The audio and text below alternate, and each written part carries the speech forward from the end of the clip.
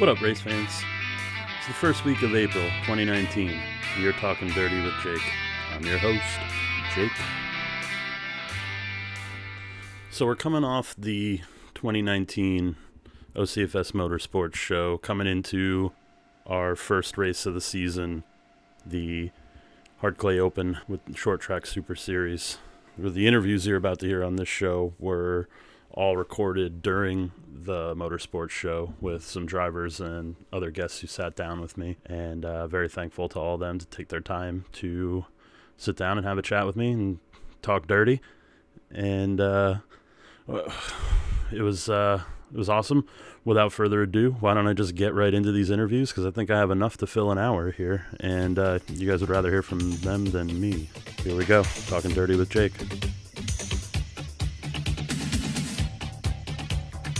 Check.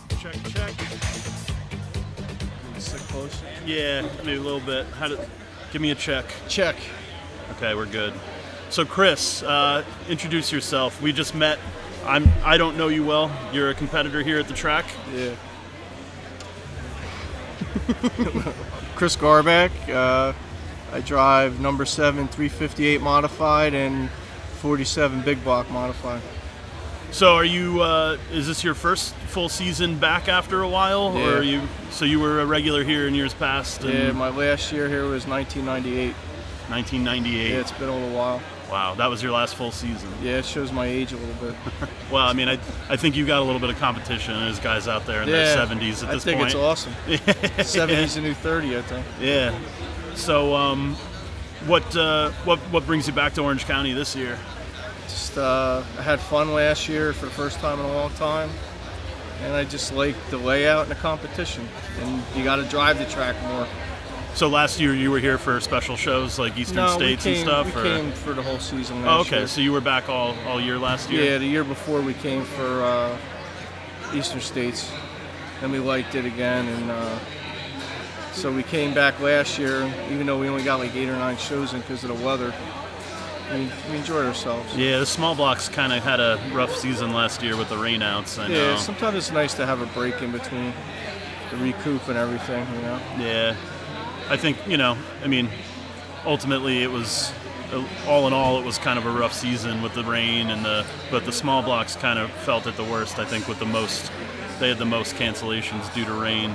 Yeah, Chris Larson did a good job of getting the shows in there. Especially the one where it rained all day. We started, I think, like 9 or 10 at night, but yeah, the racing was really good. Right. Yeah, it's funny how that plays out. Do you find that so having come back to the track after being away for a while, is it noticeably different, or has it been, so the new layout has made a significant difference in your mind, at least? It's a lot smoother. A lot smoother. It's a lot more driver. It used to be all motor, here. Now it's more driver. You got to have a good motor, but your setup's got to be good. If you screw up in one corner, it hurts you in the next one. And it's that game. You got to be on top of your game. Interesting. So, and this has been since the banking was changed and absolutely, making it more of a flat track, made it more of a driver's track. Yeah, some guys don't like it, but I mean that was definitely the intention, I think, when the change was made. Yeah, for low buck guys, I think it's definitely better. Interesting. It's good. It's good to hear your perspective on that. I mean, we talk to drivers about all sorts of stuff, and track conditions seems to be one of those things that a non-driver like myself I'm always learning new things, and I'm always interested to hear, what a driver has to say about a track and what their preferred conditions are or ideal conditions. And I know that Orange County is kind of a unique track in that way, being the hard clay as it's always been known. Yep, hard, rough, dusty. It's a dirt track. I mean, if people want it to be perfect, I don't know, go race asphalt, I guess, because it's the only time you're not going to get dust or bumps, or you're supposed to try to adapt to it. You hear guys complain about it. It is what it is. It's just you got to try to change your car or something to adapt to it. Right, adjust your setup to adapt to the car. Yeah, or the car to the track. Yeah, I mean, you hear some guys are masters at that, and some guys are still trying to figure it out, right? And that's kind of what makes the difference. There are definitely a few masters at it, that's for sure. Yeah. who would you consider a master, or who is your kind of guy that you look to as someone who, you know, can adjust to any track condition and really pull it off out there? Jeff Hetzler is definitely one of them. Yeah. I mean, that guy, he's been around. He's still smooth, and I don't know how old he is. I don't want to discuss how old he is. I don't know. Still winning features too. Yeah. Incredible. Brett Hearn. Yep. I mean, he's got to be the smoothest guy around. And who's one of the oldest guys racing here? Richie Urich. Yeah, I got a lot of respect for him. Yeah. I got to sit in on an interview with Richie, and he's an incredible guy. You got to really love racing. Yeah. And to be doing it that long. To work that hard for that long. Yes. You're loving it. And right. He won a feature last year, didn't he? I think he came second to Hetzler in the feature Hetzler won last year. Pretty cool. It was I think it was a last lap pass, which was pretty cool. Which is always what you're looking to see. Yeah, I mean, I remember being so pumped just to see two OCFS classics still out there doing their thing like that, and a last lap pass like that was incredible. Yeah, my dad raced with Richie Urich back in the 70s. Yeah. I mean, that's how long ago. You'd think you'd be retired, right? But yeah, you gotta love it. That just makes it look good for everybody else. That's the thing. It always seems that it always pops up in the conversation that the reason we're 100 years old, that the reason we're so, you know, such an institution in the sport is because of the dedication and the fact that these guys don't retire, that they just can't give it up. Keep it going. Yeah. It's hard to give up. And you got generational drivers, you know, where it goes. I'm third generation. Yeah. My son's going to be fourth. That's what it's all about, right? Yep. It's about the families. It's about, I mean, you could be competitors on a racetrack and we hate each other, but on the other side, it's a different story. You know? Speaking of, do you have is there a guy out there that you've gone at it with, or somebody that you're somebody that you know is owed one out on the track? Not yet, per se, but I mean, there's a few guys but I mean, I've been running here a year, so I don't know if it was intentional or that's the problem. But right. Well, as you kind of settle in, you'll start to figure out. You'll figure out who's gunning for you. Yeah. Well, Chris, thanks so much for talking with me. No problem, it's great to meet you, and I'm excited for your season this year. Yeah, it's gonna be good. Definitely gonna be good. All right, enjoy the car show, man. Thanks, man.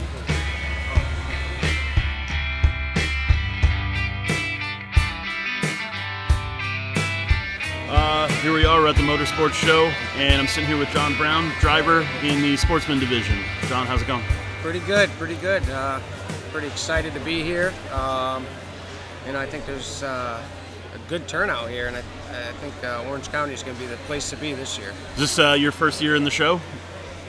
First year in the show, yeah. First year, got a new car we put together over the winter, and first time having a new shiny piece. How does that feel going into the season with something new and shiny like that? Are you a little more afraid of getting it wrecked or dented or dinged, or is it you're just ready to get in there and mix it up? You know, you're not worried about it. The beginning of last week when we were coming here, I had that feeling of not wanting to get the thing dirty, but you know what? After tonight, when the show wraps up, it's game on. You know, we're ready to go, and I think we have the equipment to do it. And I just think this year here, there's going to be a lot of cars. So if you're going to be competitive, you need to be on top of your game. Yeah, the Sportsman Division last year at our big event, Eastern States, drew over 80 cars, and we overfilled the pits and ran out of space and everything. And with the potential to draw so many cars and with incredible purses and all this stuff, what do you expect an average Saturday night car count to be like? Boy, I don't know. You know, I think you're going to see 60, 70 sportsmen weekly. You know, at least to begin the year. I think it's going to be that big of a car count just because the purses and it's going to be crazy. It's a good problem to have to figure out how many cars are we going to get fit into the pits. You know? Yeah, I think I said exactly the same thing yesterday talking to guys. It's a good problem to have. It's a good problem to have. You know, we're one of the few tracks that have a infield pit still, and it's actually an interesting thing because I notice amongst fans there's a bit of division over whether or not they like the infield pits. Personally, as a fan, I like them, and I like being able to see some of the pit action. I love seeing a guy, you know, come off the track, hop out of his car, and start beating on it with a, you know, sledgehammer. Like that's pretty exciting to me. But I know, you know, some of the problems it causes with being able to see the track, over haulers, and this and that has created some fans that just aren't, you know, would rather see the pits moved out of the infield. What do you feel? How do you feel about that? I mean, as a driver, does it matter, or as just a person who's been involved and likes the track, do you have a stance on that? You know, for me, I don't see a difference one way or another. It is good for the fans, you know, to see that interaction, see what, you know, a little bit of what it takes to get to the racetrack and be competitive. But you know, on the flip side of that, every year the trailers get bigger and bigger and bigger, so you kind of lose that vision of the track. You know what I mean? With the stackers and stuff that come in, you kind of lose the back stretch a little bit. So I mean, there's some pros and some cons to that. You know what I mean? Yeah, you know, it's not great when you can't get that perfect view. Right. But you know, there's something about the infield pits that has always excited me, and the fact that, and obviously as a spectator you can go into the pits and you can, you know, it's a separate pit pass. You go in there, you can look at the cars up close, look at the teams and the drivers, and you could even stay in there the whole night and watch the races from in the pits, which is, in and of itself, is a very cool experience, and it's a kind of unique experience to Orange County. And you know, as well as the drive-in being unique to Orange County, that's kind of another thing. That it's just, you know, I like to be able to do both in a night. Go to the pits, get out, go up top in the grandstands where you got a nice view, and take it in from all angles, you know? You know, from coming here and working on cars, sponsoring cars, and now driving one, I've actually never had the opportunity to go up in the drive-in and sit there and watch a race, but that looks like a blast over on that side, you know? Everybody brings their beverages and food and has a good time. Yeah, it's a really unique experience. It's like, it's totally cool, and it's like, you can't really get that anywhere else. No, it's definitely unique to here. Yeah, so you've been a sponsor, longtime sponsor of cars at the track and stuff. What made you want to get in the car yourself and go for it? You know, it's always, since I was a little kid, you know, I've been coming to the racetrack since I was 2 years old, and I've always loved racing. I just got an opportunity to start sponsoring some cars, and you know, a couple years ago, this will be my third year racing, and had an opportunity come along with a car, so I purchased some parts, and I've been wanting it ever since, you know. It's, there's nothing quite like it, strapping in and getting out there, and yeah, it's a good deal. It's a good deal. It's not a cheap one, but it's a good one. Right. Well, yeah. I mean, you guys do an incredible thing. I mean, you guys work so hard. You work jobs full time. You raise families, and you build race cars, and they somehow make it all work. And it's like, it's incredible from a fan perspective. To be able to know that you guys do all this too, that you work so hard, it makes it all that much more interesting, you know? And it's a big family here, you know? Everybody knows each other, everybody's willing to help. So, I mean, it's a pretty cool deal that we got going on, you know? Yep. So. Yeah, so, you know, anybody listening who hasn't been, you know, you heard it here. It's a family atmosphere. It's a very welcoming atmosphere. It's, if you don't know racing, and you have any interest at all and you come, you'll be hooked. And everybody here, everybody that comes to the races will teach you. They'll let you know. They'll let you know what's going on, and they'll explain it to you. They'll help you figure out, you know, what the difference between a sportsman and a small block and a big block is, and, you know, what a street stock is, and obviously street stocks look different from the others, so you look at those and you go, I can tell that's something different. Right. But with the modifieds all having the same body styles more or less now, new fans can be kind of oblivious to what's going on. Right, and if you go in the pits either during the races or after the races, you know, there's there's plenty of people around that would, you know, show you what everything is. You know what I mean? Well, these guys love to talk about racing, yeah. so just ask them questions, and they'll talk, and they'll talk, and they'll talk, and they'll just keep talking. They'll give you the spiel for sure. Yeah. Well, John, thanks for sitting down with me. It was nice to get to know you, and good luck this season. Thank you. I appreciate it.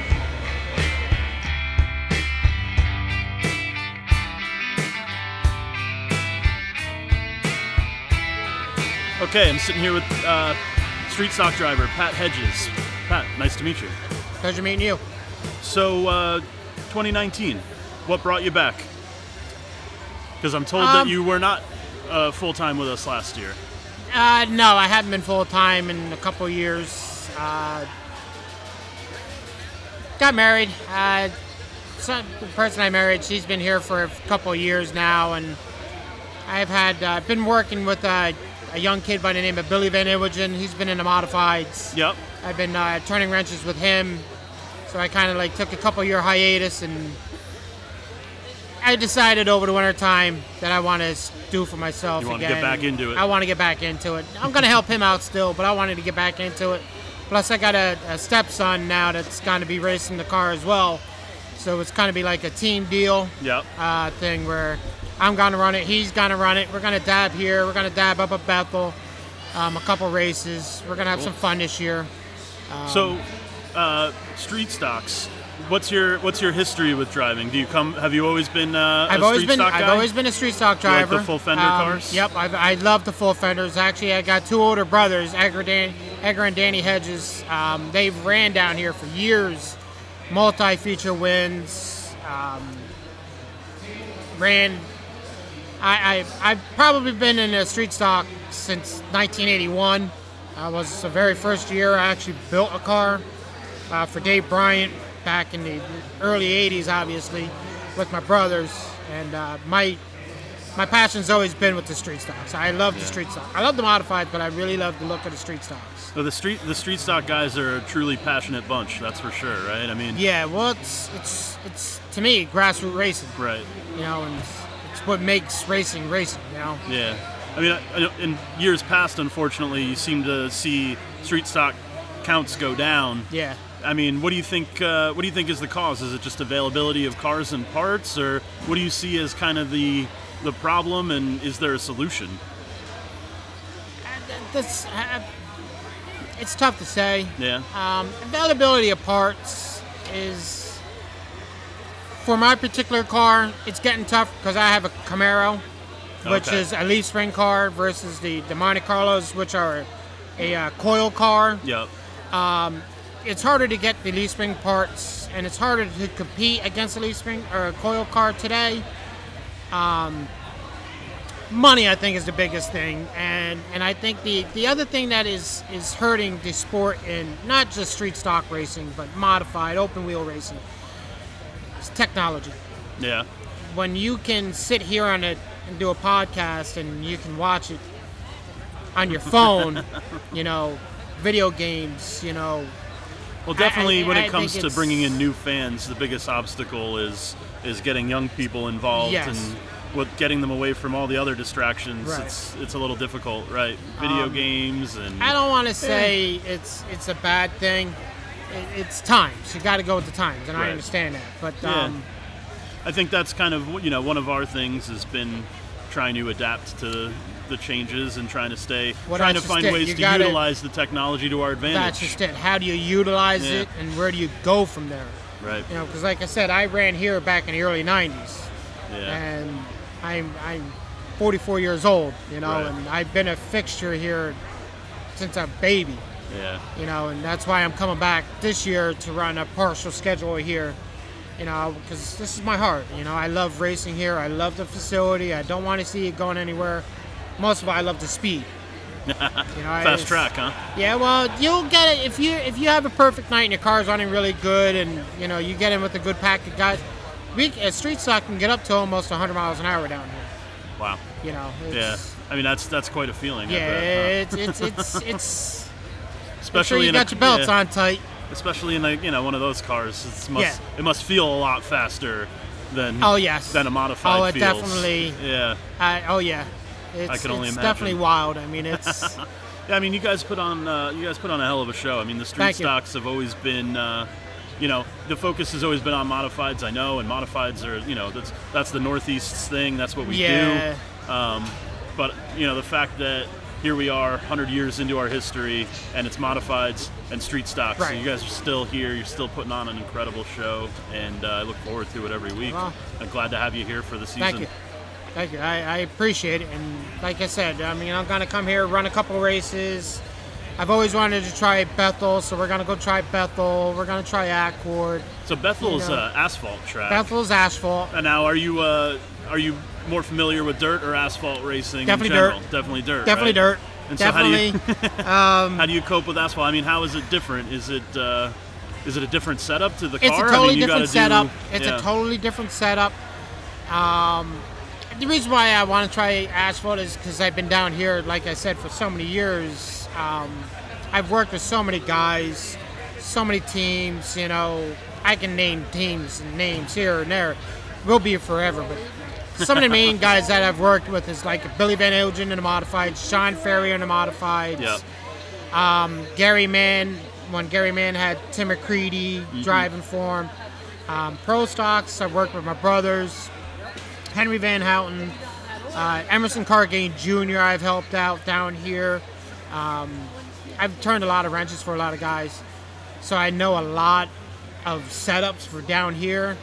I wanted to challenge myself, and I want to go to Bethel. I want to, you know, see what I can do up there. You know, I mean, got to keep pushing yourself. Well, right? I want to try, because if there's something that I can learn up there that I can bring down here, because when this track, like in August, it gets like asphalt. Right. You know, maybe I can take something from up there, I can bring it down here, and give me an edge. Yeah. You know, and that's why I'm always thinking, you know, 4 steps ahead. And that's what I love so much about this sport, is that you guys are out there, you're driving the cars, you're building the cars, you're working on the cars, and you're innovators. You know, you're trying to invent new tricks all the time to get a little bit more speed, get a little bit more traction, get a little, you know, like it's pretty neat that it's everything's kind of done on the ground level. You guys are the ones down and dirty figuring it out.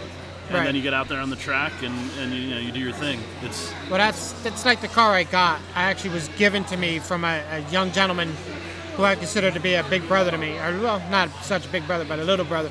Sean Core. The car that I have. I just saw Sean yesterday. We were on the radio together. Yes, I heard. The car that I have was one of his original street stocks that he started out with down here. Oh, really? And I actually took it and I finished it, and I, you know, made it to what it is to be in the rules today. The Camaro that you're running this year, yeah? Oh, and wow. Cool. It was a lot of time, a lot of ingenuity, of a lot of changing things that he had done that I think would back then would work, that I know wouldn't work today. So I said, you know what, let me change a couple of things to kind of acquire today's technology into a car. Yeah.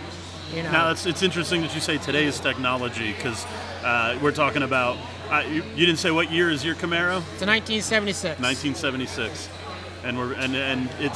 And we're talking about today's technology. Yeah, I think exactly. It's funny, you know. It's a really unique sport. I mean. Yeah, well, I've like I said, I've helped out a lot of people and I've learned a lot of things. John Ferrier actually went over the wall for John the last couple of years down at Daytona for the ARCA race. Oh, but working with the ARCA cars, I seen a couple of things that I liked, and working with the modifieds, I seen a couple of things that I liked. Yeah. I'm not going to give my secrets away, obviously, but I kind of did a couple. You can keep your secrets. Yeah, I did a couple of designs into this car that I would have probably never thought of years ago. So this car's got a couple of, of things that I'm trying. Do I know if they're going to work? No. We'll find out, huh? Well, we're going to find out in a couple of weeks. Well, I'm excited to find out, man. I can't wait to get to it. I can't wait. Well, Pat, thank you for sitting down with me. Thank you. It was nice to talk with you. Thank you for having me. Anytime. Have a good one. You too, man.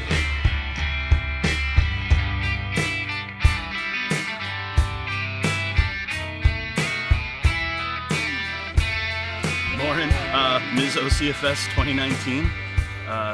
Thanks for talking with us today. Sure. I wanted to start by asking you a question. Have you ever done a pageant before? Not once in my whole life.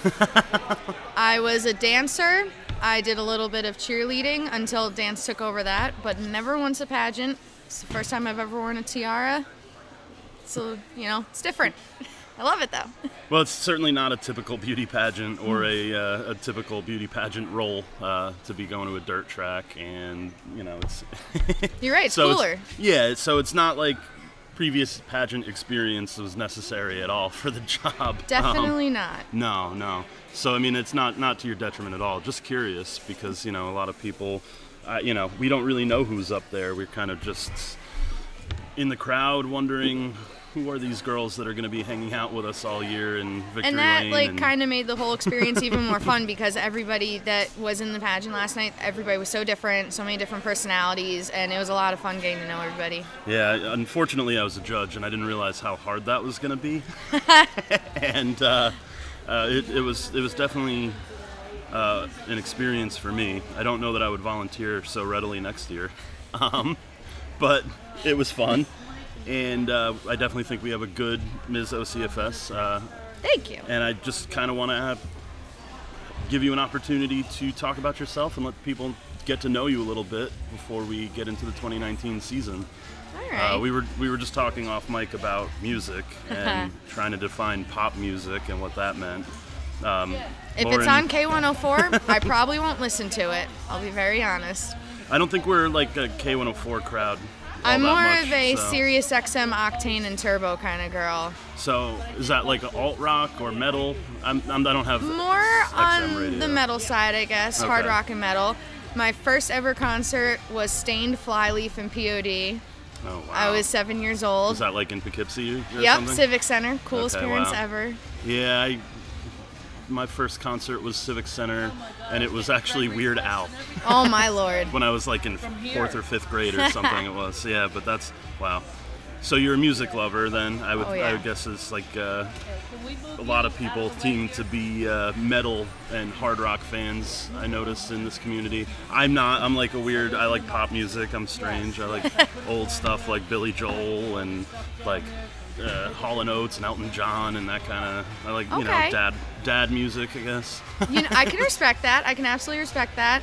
My boyfriend actually is a huge like old country fan. So when what does he like? Oh, because I like old country too. Johnny Cash, Waylon Jennings, Hank Jr., Hank Sr. Like he loves all that stuff. I can't really get into like pop country, modern country, but I do like old country, and I like that southern rock kind of. If I'm at the bar and I have a couple bushes in my system, then that new country might tickle the fancy a little bit. But to me, it's like I'll like scan the radio sometimes, and I hear it, and it almost triggers me, where I'm like, what is this man talking? So because it's always something really. Like the lyrics, just that 5 second of the scan, it's always something right. Drowning your sorrows over a girl, which, come on, man, get over it. Right, it's really depressive. Or it's like, let's go drink a beer, get in the tailgate, go party and stuff, and it's like, all right, that's fun, I guess, if you're into that sort of thing. Yeah, it's like country's the new like party music. Yeah, it really, especially around here. I'm originally from Beacon though, so Beacon is definitely not a country scene whatsoever. They're more like it's an arts hip hop community, and R&B and stuff like that. Yeah, I can tell that's definitely not a. Beacon is the new Brooklyn. Unfortunately, yeah, right. That's why I'm over here now. Good. There's only so many guys in really skinny jeans that are skinnier than mine that I can handle at one point in time. I won the genetic lottery and was gifted with a Sasquatchanese body that I've never been able to fit in skinny jeans. So it's 5'3", been kickboxing with Miss OCFS 18. Oh, so you have a connection to Christina, right? I do. Yeah, so Ms. OCFS 2018, Christina, one of gosh, I mean, my first full year working at the Speedway was last year, and so. One of my things as a media coordinator, marketing person, was that it was important to utilize Ms. OCFS and not just, crown a girl and then say, that's it. Have fun, come to the races, and so how could it become more of like a ambassador role, how could it become more of a role with, hanging out with children at the track and making it more fun for them and that's interesting why I for was them. interested Christina in running. really did that. Yeah. I mean, she really excelled at that. So she was the prime example on what Miss OCFS should be and represent. absolutely. So Big footsteps to follow. the fact that you know her, then I guess kind of puts you already Only 7.5. They're not that big. You're gonna be awesome. I don't know. She's talking about her heel size or her foot size. They're not that big, girlfriend. Yeah. Fill those shoes would be awesome. I'm a 6.5, so if I borrow Christina's shoes, I just have to wear a couple pairs of socks. It'll work out. And she's very fashionable, so that might come up at some I hope we're point. talking about sneakers, right? You're not gonna layer up with a pair of heels or some wool socks in those heels. Yeah, I don't know how many socks I can fit in with my Nikes, but the Nikes will most likely not be worn to the track. It'll be other sneakers that I have to buy, some that I don't mind getting muddy, because if we walk into the kickboxing gym with muddy or dirty sneakers, they're like, nope.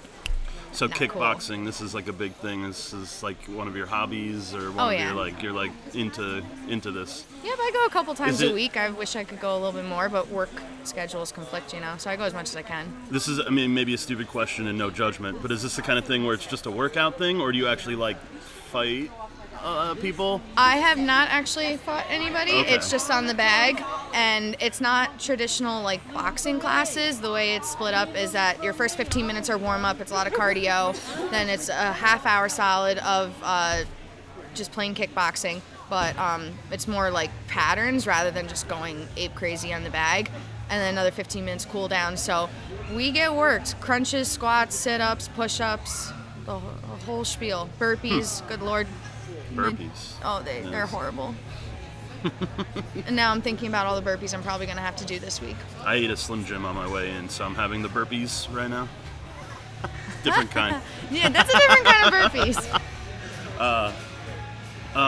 So like, you're into kickboxing. Do you ever have any interest in like kung fu? Do you draw any inspiration in your style from the masters like Bruce Lee or Jackie Chan? I have not, but I wouldn't be opposed. Check out some Jackie Chan films. I think maybe that Bruce Lee might be the best, but Jackie Chan is much more fun, funny, charming.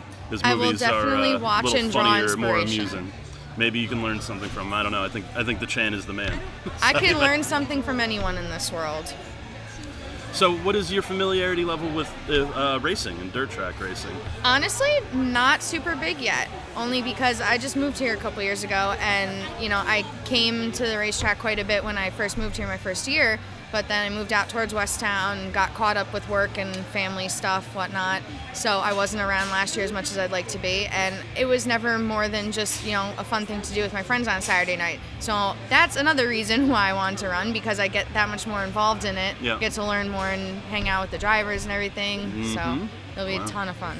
So, I want to say that we have fans here that have been coming for 50 years maybe, or around there or up to that point, and there's a lot of guys that have just been here for so long and they're so dedicated, and I think sometimes as a new fan it can be a little intimidating to have to kind of defend your knowledge, right? See, but I'm not trying to defend my knowledge. Right, so. and I don't think that you have to, and I don't think that anybody really would make you defend your knowledge. But if anybody just, wants to, I'll be like, guys, hey, I'll be honest. Right. I don't know. You want to teach me? I'm all ears. Exactly, and they will. These guys are, they're very dirt track people are very family oriented people, and they're very so it's it might seem intimidating to not have all this history and this knowledge, and I didn't necessarily either. I grew up here and I did come to the races as a kid, but as a kid you don't know, you're not learning anything about it. You're just watching. And through my teen years, obviously, wasn't around, went to school, wasn't going to the track. So in those formative years, I wasn't here, and so I had to come in as an adult and learn the sport as an adult and become acquainted to it and even learn the history. Even my first 2 years that I was living here and did come around a little bit, I was actually finishing up my master's degree. So Saturday, Sundays, I had classes down in Manhattan. Right. Yeah, and that's, you know, life certainly gets in the way sometimes, especially when you're in school, especially when you're, you know, first setting out on your career path, and, you know, the most important thing is work. And, you know, I mean, for people like me, gosh, I'm so fortunate that now my work has become this, and, you know, my job is fun, and it's about racing, and, you know. Can't beat that. But before that, you know, I had to work hard to keep afloat, and sometimes, you know, racing isn't the priority, but you always come back to it, and that's, you know, that's what I find. Yeah, definitely. What about, oh man, I had a question in my head, and then I lost it. All of our brains are mush today. Were you able to sleep last night, or was the nerves, was the excitement kind of keeping you awake? The excitement definitely kept me awake. I had a little celebration with some of my friends and family last night, and then by the time I got home, I think I slept between the hours of 1 and 3 a.m., and then I've been up since 3. I could not fall back asleep to save my life. I went through a whole season of Say Yes to the Dress on Hulu, and then switched over to Law & Order SVU. My boyfriend wakes up, and he's like, I don't know where your train of thought is that you just switched over like that, but okay. Oh, okay. This wasn't what I had before, but you brought me onto something else. In your, when you got on stage, or when Tim introduced you for the pageant, I think he said that one of your favorite shows was Gilmore Girls, right? It is. And I'm pretty sure that with my outfits, I have a Gilmore Girls tattoo. You have a Gilmore, that's what I was going to say, you have a Gilmore Girls tattoo, don't you? I do. And the fact that you probably already know which one it is, I'm well aware. I'm well aware. Kudos to you. Girls. I have a Luke. For it. anyone that didn't see it last night, I have a Luke Steiner coffee mug tattooed on my thigh, which I actually just got done a couple months ago. That's okay. That's pretty fresh, huh? Yep. I actually did it for my mom too, because growing up, that was like, my mom and I butted heads. I'll be the first one to admit it. I was not an easy child to raise by any means. But that was always the one, like, connector that we had. We would watch Gilmore Girls when I came home from school or dance class, and it's like all was right in the world. Yeah. Second that episode was over, all the charm was gone. So I mean, I was like a boy when that was on, so I didn't watch it when I was, gosh, 16-ish. It was on for a long time, so I don't even know. But I was not watching it back then. But in the last couple of years, I've watched it, and I mean, I don't know. That's a weird show. I mean, I liked it, but I kind of hate every character except for Luke. Like, my heart. I kind of hate all of them. I'm not sure if we can be friends now. They're all so difficult and crazy. It's such a weird... He hates Gilmore Girls. He hates all the characters except for Luke. I love the show, but I think everybody's insane. That's the why guy it's with amazing. The shop who's like runs the town. Jakey oh my will gosh. be your best friend this year, whether you want to or not. He will be your best friend. But anyway, and what are Lorelai and Rory? Listen, nightmare people. If God ever grants me a child in this lifetime and it's a girl, her name will be Lorelai. Well, I've already decided this. Her name will be Lorelai. But will you stick to it, or do you end up calling her Rory at some point? Because isn't that the thing? Aren't they both named Lorelai? They're both named Lorelai. See, I know too much about this show. From a guy's perspective, yeah, a little bit. Oh, I mean, I'm one of these people that I watch TV that no one else my age wants to watch, and I'm fortunate enough to not be single. And so it's just like, whatever you want to watch, I'll watch it. That so it's a lot of Gilmore too. Girls and murder and... Same. From Gilmore Girls to Law & Order SVU. I don't know what to tell you. Right. And then serial killer documentaries. Just dawned on me now. I should have put on the paper as well for TV shows Dr. House. Because I love Dr. House as well. I've seen a little bit of House. It's ridiculous. I like it. See, ridiculousness. Yeah, no, it's awesome. I mean, I watch cartoons. I'm like a man-child, so and it's my girlfriend tolerates it, but. Mostly one of the only watch cartoons I didn't grow up watching The Simpsons or anything like that. My parents never let me watch that stuff on TV. Really? Oh yeah, no. No, I grew up very strict, sheltered lifestyle. Yeah, so I didn't get to watch all those TV shows when I was a kid. You have a Gilmore Girls tattoo. Do you have any other tattoos and do they have meaning as much as that one does? All my tattoos have meaning, but I have 19. 19. I have 19 tattoos. 19 and counting, I'm sure. Oh yeah. And now that I have my OCFS prize money, there might be another tattoo in the works. Oh boy. Another Gilmore Girls one, actually. So I was going to do that last time I went, but I was like, I'll space it out. Get a portrait of Luke. Just a really realistic black and white portrait of Luke. You think I won't. Little do you know. There's space right next to that Luke's coffee mug. There is some space. No, actually, the next tattoo that I wanted, when Rory goes to Yale and meets Logan, they do the Life and Death Brigade, which is that like secret society. Oh, yeah. And they do the whole jumping off the roof with the umbrella. Yep. I want to get a tattoo of the umbrella that says In Omnia Paratus. Okay. Because it means ready for anything, which I really am. Hello, that's why By the way, guys, you're talking Gilmore Girls here with Jake and Lauren. This podcast is just now about Gilmore Girls. Sorry. We're changing the title. It's we're talking girls. Well, you're talking to a girl, so this was bound to happen. And I'm, not too many opportunities in the sport to do so. Actually, we have Alice and Ricky here. I'm going to talk to her later, which is I'm excited for because I know Allison, from working at the track, and it's not my first encounter, and she's great. I'm very excited to talk to her. I can't wait to get to know her. When I got that interview question last night, and it was who's my favorite driver and what impact, I was like, there couldn't have been a better question for me. There couldn't have been, and I can say that with certainty because I judged you, and you won for that question, and I feel like I'm comfortable saying that publicly. I actually think it was a really easy question. You got kind of lobbed a softball definitely. with that one, and you turned it into an answer that was more interesting than it had any business being. Because, I think obviously Allison is hugely inspirational, a young woman in the sport, as successful as she is, third generation driver, and the money she raises for Miles of Hope, it's like kind of the pinnacle of like what we try to be, and she's an amazing representative of the sport. She just seems like an all-around great person on and off the track. Yeah. Like there's no better way to put it. Yep.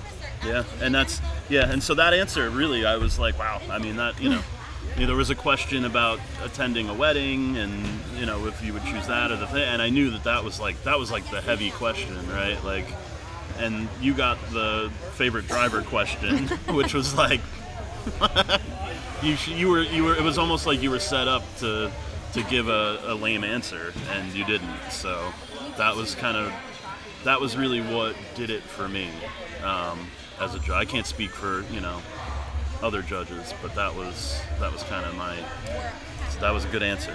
It was just the truth. It really and was. I like Allison, so that's like I wasn't BSing it. I guess it was a little biased because I like Allison, and you said you like Allison, so I'm like, okay, good answer. But no, I mean this is very excited for the season. I'm very excited to learn that Christina, and that because Christina was amazing last year. And I know that she'll be around to help you this year still anyway too, Even if I wanted to escape Christina, I know I can't.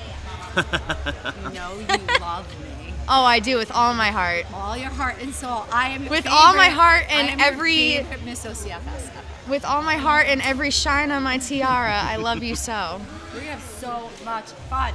Eventually, I'm gonna regret setting up with these girls, I think. Oh yeah, I think you already did, since our whole interview segment turned into a Gilmore Girls discussion.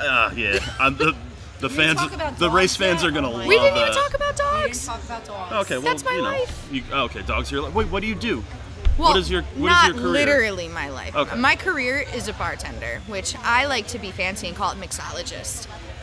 But what did you get your master? You went for your master's. What did you get I got my master's in international business. Okay. And when people ask me, well, what the heck are you doing bartending when you have a degree like that? The main plan for like family plan and career goal, my dad and I have always been into like home brewing and distilling.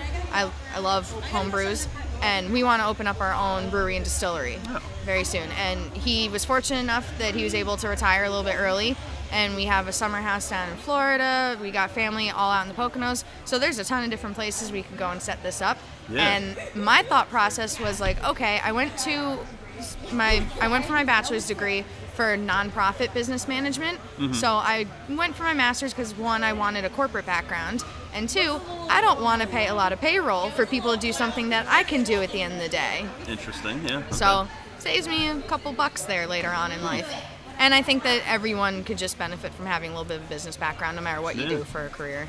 Well, I mean, not to say that bartending is a lowly career, but I think I'm shocked, or it's a little bit more in depth than just being a bartender, right? Like I say, what's your career plan? Absolutely. And you say bartender, and I'm like, do you want to be a bartender when you're 60? But Heck no, yeah, like I'll be the best bartender But at you're 60. talking about being like the bartender, the brewmaster. Pretty much like the jack of all trades. This is like a big career thing that you're doing, Because while I'm just doing the bartending now, I have the business background and I can go on a management track if I wanted to, do the entrepreneurship. But honestly, at the end of the day, I love where I bartend at. I just love bartending in general. And unfortunately, there's not many people that can wake up in the morning and be excited and happy to go to work. Yeah, I mean, and as much as I love my job, I and can't say that I do every day. Wake up happy and excited, The only days that I wake up not wanting to go to work is if I'm sick or something like that. Otherwise, I never have a reason to not want to go to work.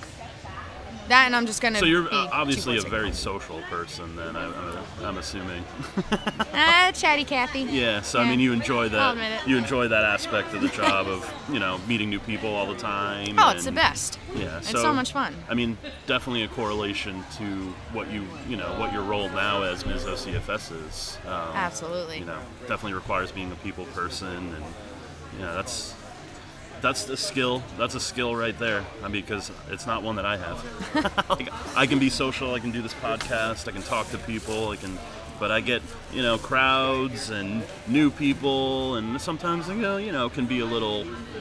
And so don't get me wrong, it's intimidating. Like last night was probably one of the most nerve-wracking experiences I've ever had. But you came through it, and you won. So you were definitely. And I was way less nervous on stage than I thought I was going to be. I was more nervous taking the Miss Photogenic pictures with posing with the car. I was more nervous doing that than I was just walking up on stage. So that's more of like a modeling gig right there. Is that? Yeah. So that's something that you've never done either. I've done amateur photo shoots with some of my friends that are photographers just to build their portfolio, do something fun for me. But they're your friends. So yeah, nothing ever professional in this environment. Not even close. Yeah, I mean, so that's definitely a new element for me. I couldn't imagine.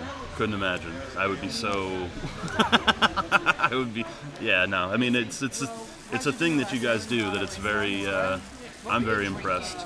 And surprisingly, having the crowd here made it more comfortable because I had more people to focus on than just the photographer. If it's just one person staring at you, judging you, no offense, then it's more nerve-wracking than having a lot of people out there just enjoying the show. Yeah. And there to support. Yeah, well, I mean, you did a great job. Everybody did a great job. It was definitely a successful show. It was so. Like I said, I don't think I would as quickly volunteer to judge as I did next year. It's like it tears you up a little bit, Yeah. I mean, I'm not obviously I've never judged a beauty pageant. I don't know that I've ever judged anything. Oh, you never judged a pageant before? So, it was a completely new emotion new experiences for me. For everybody. Yeah, huh? no, I mean, just the feeling of, intense pressure to make the right decision, and combined with the anxiety of disappointing someone or multiple someones. I mean... I honestly didn't think about it from that perspective for you guys. It was, I guess I would say this was a completely new experience for me, and it was tough for that reason. Maybe next year will be easier, I don't know. Or maybe I will just pass it off and not worry about it. Pass the torch. Well, we're going up on 25 minutes here, so let's wrap it up. I've got a number of other interviews to get to today. Oh yeah, you're going to be a busy guy today. So thank you for sitting down with me, Lauren. Can't wait to work with you this year. You too, thank you.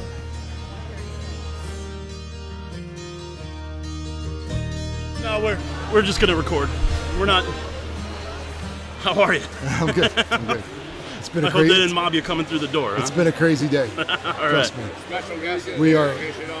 We are headed to race tomorrow, and then you're going to port tomorrow. Yep. And then from there we're leaving to go to South Carolina for a test. So there's multiple cars and all kinds of equipment. Busy guy. Yeah. Crazy. So Brett, you know, obviously the news broke that you'll be running here weekly this year. Very excited, and just wanted to ask you a few questions before we got into it. You know, one being, what's your excitement level like to be back? I mean, how does it? Is it a bit of an emotional response coming home, or is this you're just excited to get back to racing? Well, I just you know, I feel like I'm going to Eastern States. You know, I always got wound up for Eastern States, and you know, I think our performance reflects that. Yeah. And so I just got to go right into opening night with that mindset. Yep. Yeah.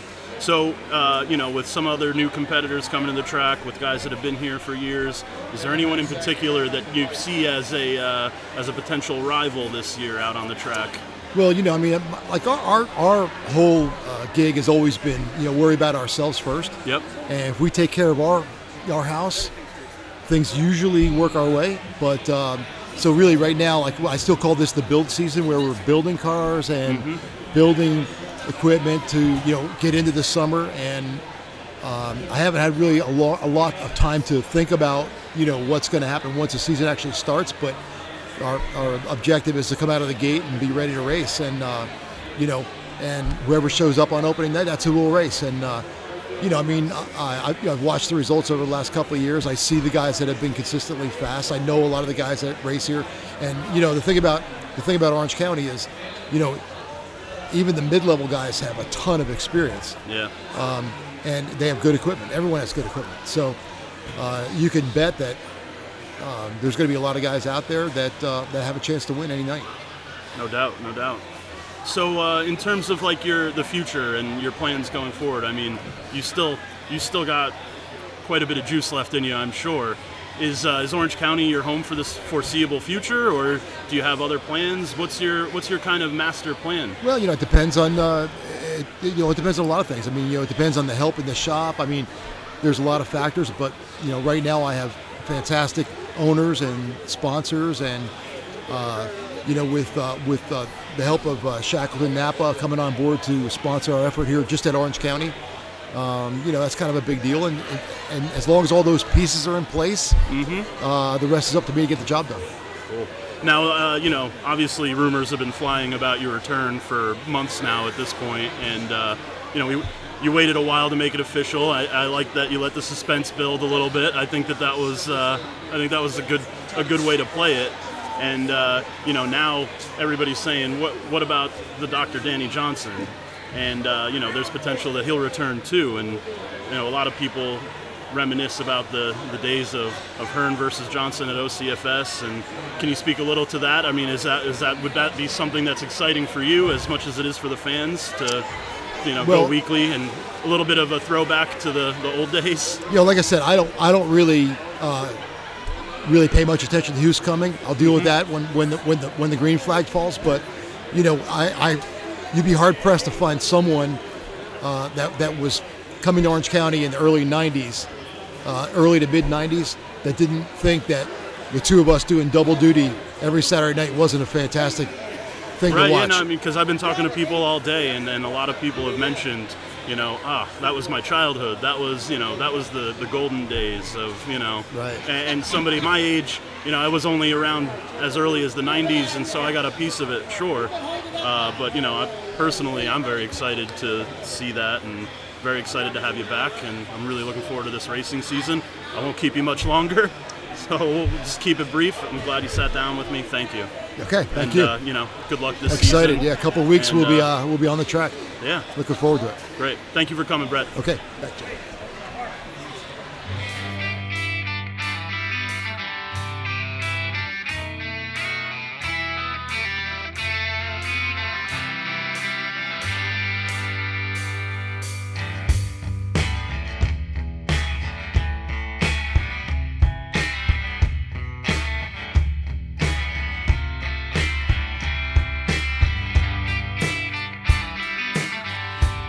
don't know how you did it, but somehow you managed to waste just about a whole hour talking dirty with Jake. And we had some great interviews this time around. It was really fun to be at the Motorsports Show and interview people right there on the scene. Bystanders all around, as you could hear, the noise, the commotion. We had quite a busy show, and it was great. I just want to thank everybody for coming on, and I definitely recorded more interviews than what you've heard today, and we'll be rolling out some of those other interviews as maybe little bonus episodes or something. We'll see how it goes. But for the sake of time, I wanted to keep this episode at an hour or less, so we're going to have to find a different way to put out some of those other interviews. But I didn't forget about you guys. Thanks for listening, everybody. We'll see you at the Hard Clay Open, April 7th. And for anybody looking to get a little extra taste, there's an open practice April 6th, the day before, Saturday. Come on out for free grandstand admission and watch these guys kind of shake the dust off. Alrighty. Bye.